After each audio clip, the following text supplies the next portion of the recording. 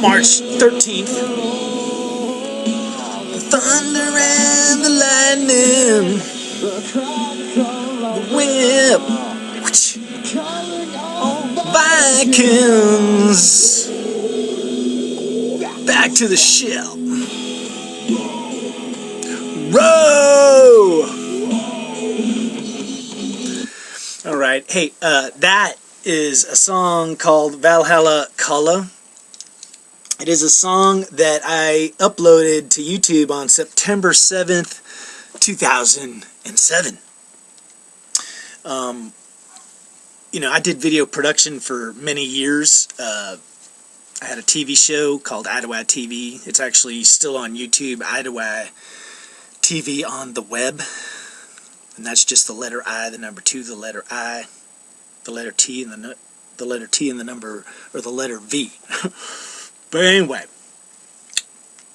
that song, Valhala Calla, I'm going to put a link to it so you can check it out. It's a really long video. Shows a journey, rowing, and then, you know, what I liked about the video is it had the most awesome battle scene at the end with just so much death and violence you can't believe it.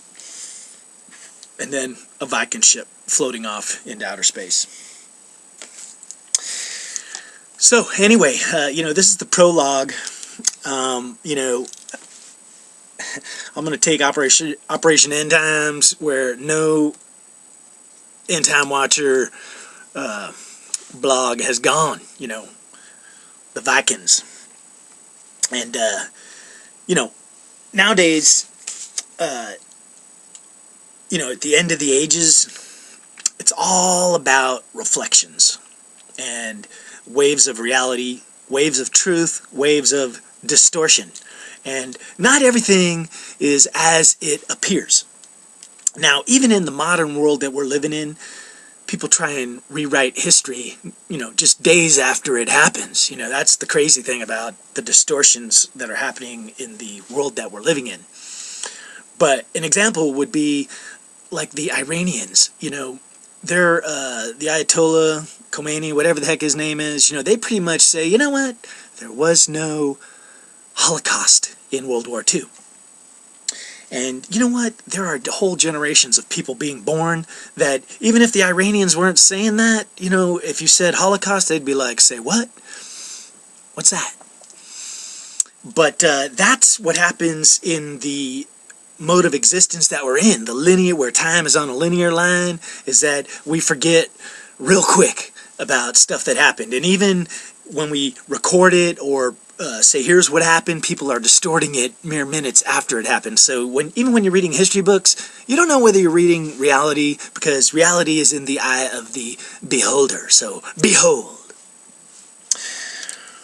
But you know, another aspect of the world we live in is, you know, 7 billion people, the world seems to be focused on have as much sex as you want and can possibly have, because we got birth control, we got Viagra, and you know, what tends to happen is children having children, you know, because you just have sex as early as you can and start producing children.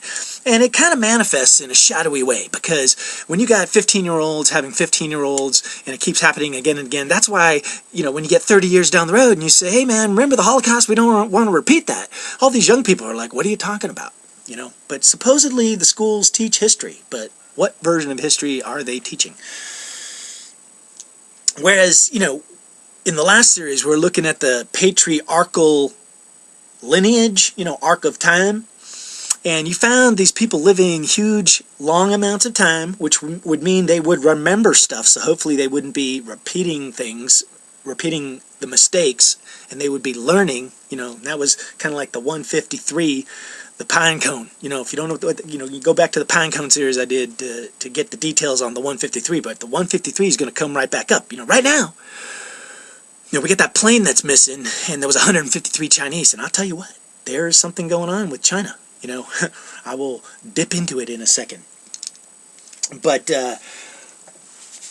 you know, it's all about these reflections, and,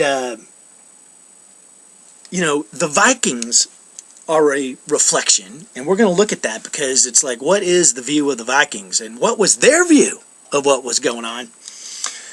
But that video, Valhala Calla, that I made, it kind of has a lot of the stereotypical images of Vikings, you know, pillaging and plundering and raping, you know. And one of the funniest movies out there was Eric the Viking. It's when he busts into the chick's house and, you know, she wanted to be raped. She's like, rape me. And he's like, are you sure? I don't really want to, you know. And she's like, what kind of a Viking are you? You know, which that was the dark humor of it. I was like, ha ha ha. But, you know, I was reading like I was on the Ranch's site, kind of reading some of their stuff on marriage, because, you know, I kind of cast marriage as a shadowy stuff. But they were saying, you know, like everybody was taking, plundering, raping, and that women would rather be taken by the young guys attacking from the neighboring village than have to hook up with the Ancient of Days, the old guys with the white hair that were leading the tribe. Because that's how it worked, is, you know, older guys were the leaders, because not because they were the strongest, but because they were hopefully the wisest, you know. Tribes that were led by young guys, or even nations that are led by young guys like Alexander the Great, you know, kind of like dark manifestations come out of it, you know, because in your youth you just want to conquer and lord over. But it's all about these reflections.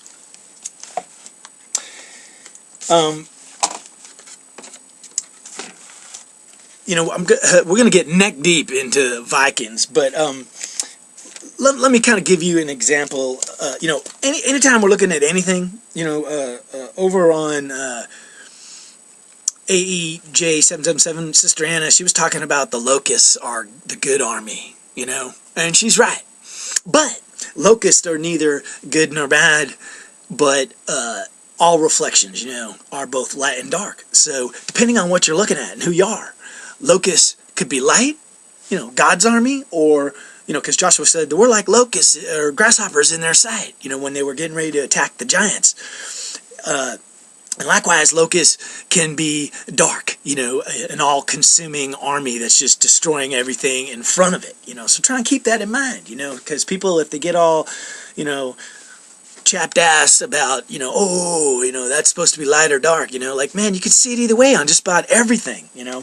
So I'm going to throw out a little thought for you guys to ponder on, you know, but the war of men against women, the war of humans against the sons of God or aliens, you know, there's all these reflections and there's a lot of imagery used. So, you know, I did a video in the past, which was using the Rush song, which was the, you know, the trees fighting, because in the Bible there's all sorts of imagery about trees, you know, but Rush does a song where the oaks and the willows are all fighting for light and air, you know.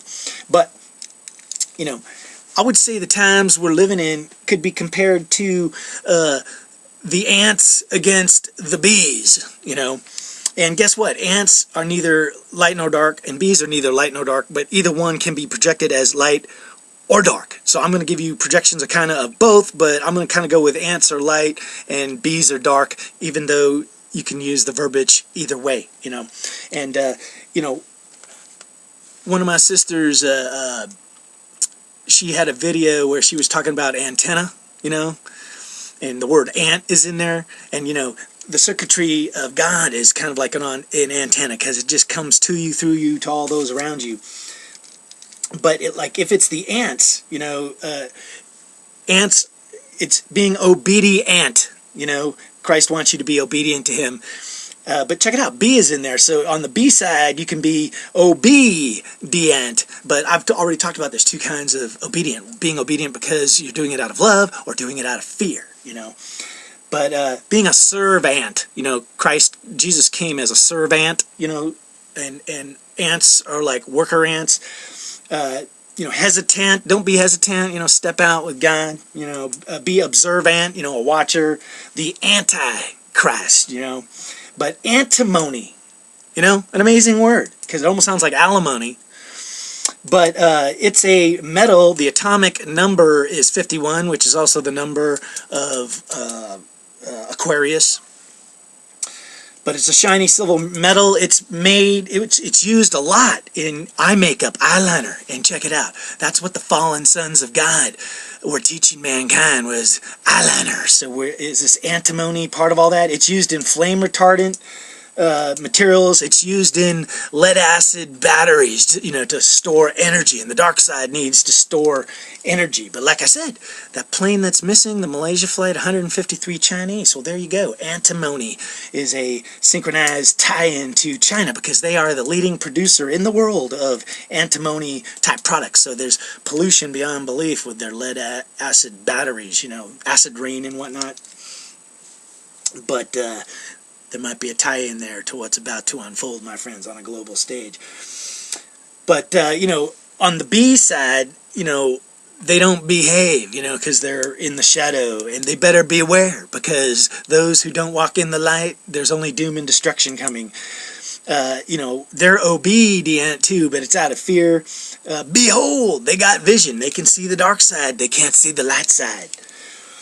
A beacon. You're supposed to be a beacon of light, but they're just being conned, and they're trying to con you.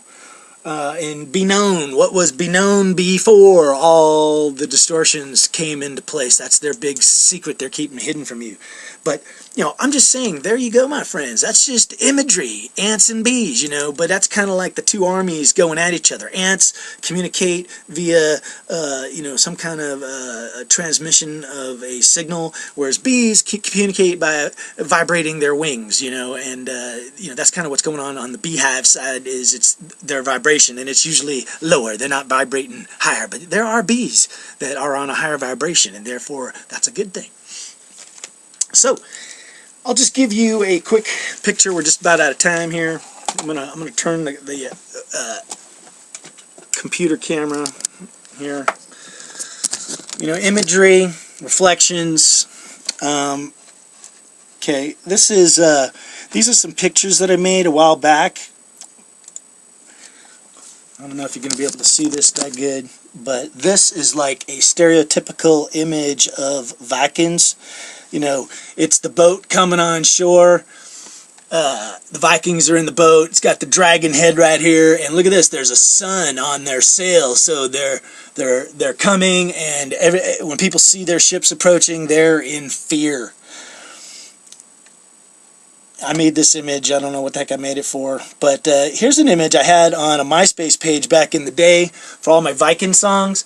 But it's a dragon ship I created for a class in college, but the ship now is leaving the Milky Way. There's the Earth, there's the moon going towards a distant shore. And, I made that picture, must have been like 6, 7, 8 years ago. But, it may be what's kind of unfolding. And that's what's at the end of the Valhala Calla music video, is the Viking ship going into outer space. So why are these reflections happening? I don't know. Now, this picture is the picture that's on the Operation End Times YouTube page. You can't really see all of it, but I did this for a college class as well, and the title of this was Beauty is in the Eye of the Beholder, but it's kind of like the Egyptian dog god, whatever the heck it is, and then there's some kind of a ship coming up above the pyramid, and women are being transported up. So, this picture is kind of prophetic as well, because if you were with me through the last series, Building the Ark, I was talking about the queen bees and the sacred femininity and the hiding of the divine seed lines within the women throughout history. But I thought I would just share those pictures, because they could be interpreted as light or dark, depending on where your frame of mind is. But I got this last little diagram I'm going to throw out here. See this thing right here?